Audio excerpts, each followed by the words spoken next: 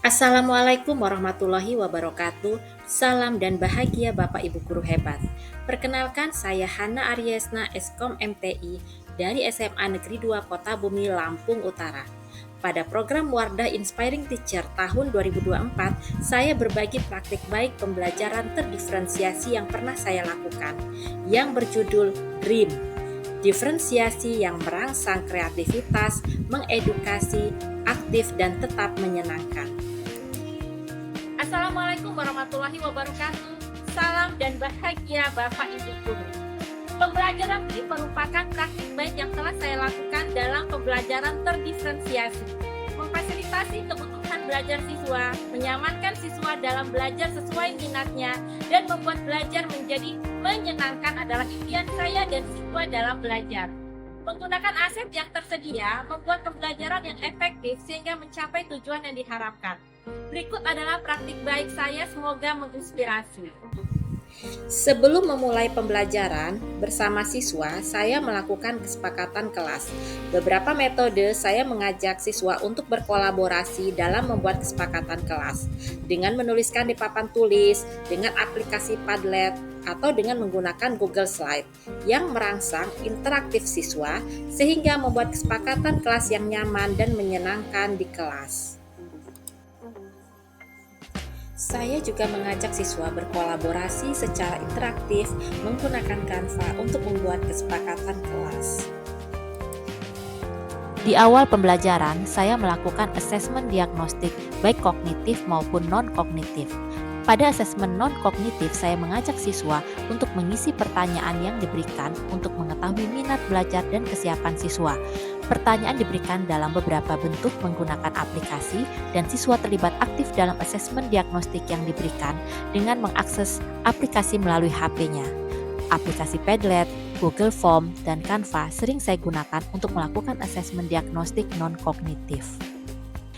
Nah, berikut ini adalah aktivitas siswa mengisi asesmen diagnostik non-kognitif dengan menggunakan kelas Canva. Ini adalah hasil dari asesmen non-kognitif siswa menggunakan kelas Canva, di mana siswa secara kreatif menuliskan jawaban dari pertanyaannya tentang diri, gaya belajar, dan hal yang disukai dan tidak disukainya secara aktif dan kreatif di Canva secara langsung. Berikut ini adalah aktivitas siswa di kelas dalam melakukan asesmen diagnostik kognitif untuk mengetahui sejauh mana pemahaman siswa tentang materi yang akan diberikan. Saya menggunakan aplikasi Quizzes dalam melakukan asesmen, kadang juga secara tertulis, menggunakan kertas warna yang ditempelkan siswa di depan papan tulis. Berdasarkan hasil asesmen kognitif, saya mengetahui kemampuan siswa dalam memahami materi dalam kategori semua paham, sebagian penuh paham, kurang paham, dan belum paham. Penting juga untuk mengetahui kesiapan siswa secara sosial emosional sebelum memulai pembelajaran. Kadang saya menggunakan ice breaking sebelum memulai pembelajaran, atau siswa menyatakan perasaannya sebelum memulai pembelajaran, seperti menuliskan di kertas warna atau menulis di link padat yang diberikan. Tujuannya hanya untuk menyamankan siswa sebelum melakukan pembelajaran di kelas. Selanjutnya adalah praktik baik tentang pembelajaran diferensiasi konten yang sudah pernah saya lakukan. Saya mengawali pembelajaran dengan mengajukan pertanyaan pemantik untuk merangsang kreativitas siswa dan interaktif antar siswa.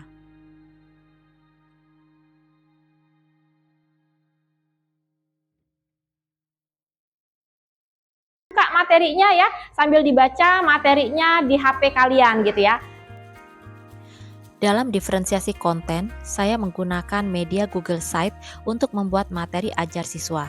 Di sana, saya memfasilitasi siswa dengan beragam materi yang dapat diakses siswa sesuai dengan minatnya, dalam bentuk slide presentasi, video pembelajaran, komik pembelajaran, dan modul teks yang dapat digunakan siswa baik di kelas maupun sebagai tutorial praktek di lab komputer.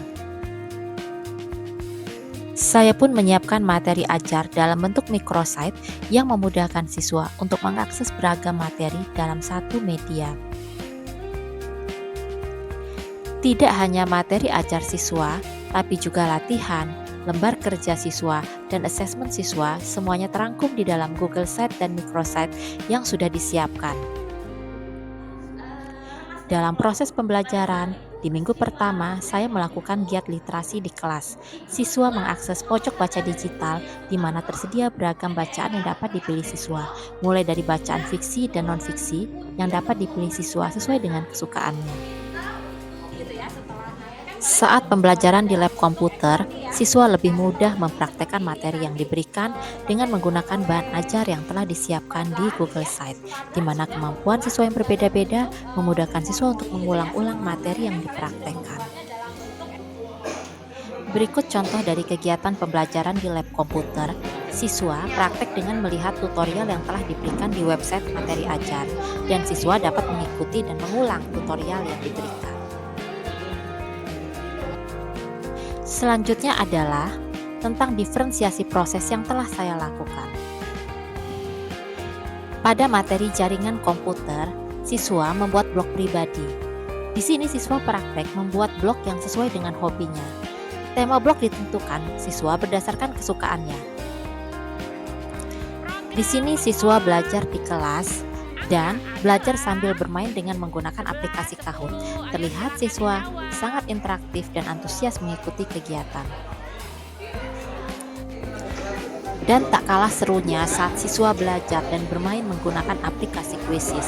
Dengan berbagai metode yang disediakan oleh Quizzes, baik secara individu maupun kelompok, siswa sangat interaktif, senang dan semangat belajarnya. Mengerjakan teka-teki silang.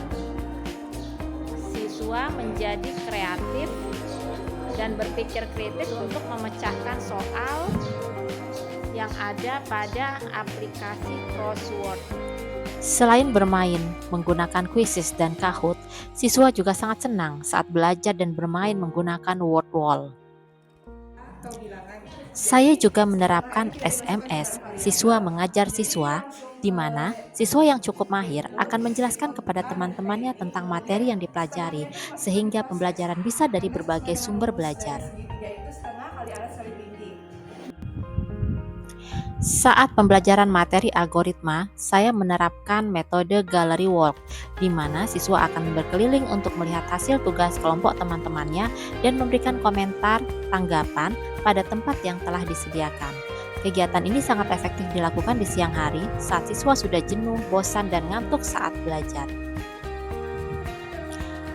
Pada materi sistem komputer, saya mengajak siswa bermain tebak kata di halaman sekolah. Dengan banyaknya istilah di sistem komputer, secara berkelompok siswa menyelesaikan rangkaian kata dan menjelaskan kepada temannya untuk menebak kata yang dimaksud. Tentu saja siswa sangat senang dan bersemangat melakukannya. Pada materi literasi digital, dengan metode problem-based learning, siswa secara berkelompok menyelesaikan masalah dan berbagi peran sehingga dapat menemukan suatu solusi yang nantinya akan dipresentasikan di depan kelas. Dengan berdiskusi kelompok, maka melatih siswa untuk dapat mengemukakan ide, berkolaborasi, dan berpendapat dengan pembimbingan guru. Saat presentasi kelompok, siswa akan berbagi peran sesuai dengan kemampuannya dan kemahirannya, sehingga mereka lebih bertanggung jawab dan aktif terhadap perannya dalam mempresentasikan tugasnya. Di kelas, pembimbingan individu ke siswa juga dilakukan untuk membantu siswa memahami materi. Salah satu pemanfaatan aset sekolah yaitu belajar di perpustakaan. Kegiatan ini membantu siswa untuk dapat bereksplorasi lebih lanjut untuk memahami materi dari sumber belajar yang tersedia di perpustakaan. Lalu selanjutnya adalah diferensiasi produk, di mana siswa menghasilkan berbagai produk dari pembelajaran yang disesuaikan dengan minat dan kebutuhannya. Banyak dari hasil karya siswa berbasis digital. Dampak dari pembelajaran berdiferensiasi adalah siswa secara kreatif, kolaboratif, inovatif, dan sesuai dengan bakat dan minat siswa. Hasil kerja terlihat dari produk tampilan tugas berupa file presentasi, poster, video, dokumen teks, website, dan komik. Berbagai macam bentuk website yang sudah dirancang siswa sesuai dengan tema yang mereka pilih. Beberapa contoh produk website yang telah dihasilkan siswa. Berikut adalah beberapa contoh hasil tugas yang dihasilkan oleh siswa dalam bentuk poster, slide presentasi, teks deskriptif, dan video. Berikut contoh komik pembelajaran yang dihasilkan oleh siswa.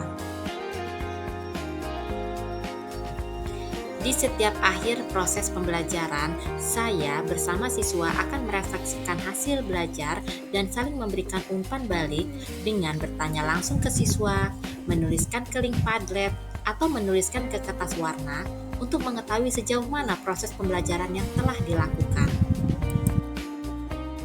Tindak lanjut dilakukan dengan berbagi di komunitas belajar. Berikut ini adalah dokumentasi kegiatan berbagi di komunitas belajar.